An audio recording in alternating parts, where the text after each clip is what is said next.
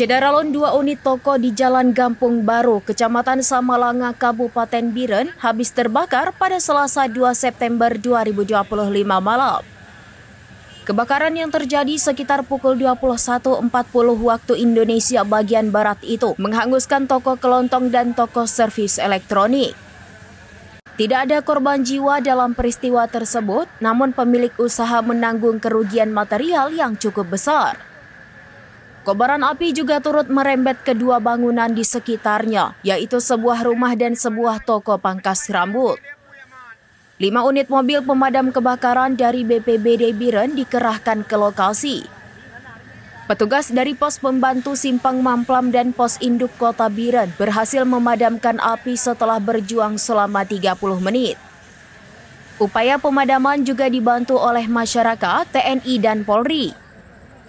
Toko kelontong yang terbakar merupakan milik Sumar Laili 40 tahun, warga Gampung Baru. Sementara toko servis elektronik milik Sidik 29 tahun, warga Gampung Glemedong, Kecamatan Simpang Mamplam. Bangunan yang terkena imbas adalah rumah milik Rahmi Putra 40 tahun dan toko pangkas milik Kamarullah 25 tahun asal Pidijaya. Penyebab kebakaran masih belum dapat dipastikan dan sedang dalam penyelidikan Polsek Samalanga.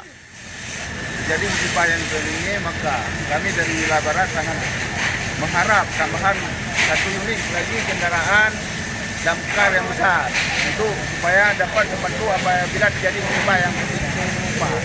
Mohon kepada Bapak Bupati untuk ditindaklanjuti. Oke, terima kasih. Pemerintah Kabupaten Biren melalui BPBD telah menyerahkan bantuan masa darurat kepada para korban. Wakil Ketua 2 DPRK Biren Muslim Abdullah turut hadir ke lokasi untuk melihat langsung proses penanganan kejadian. Dari Biren, Yusmandin Idris, serambinews.com. Download Tribun X sekarang, menghadirkan lokal menjadi Indonesia.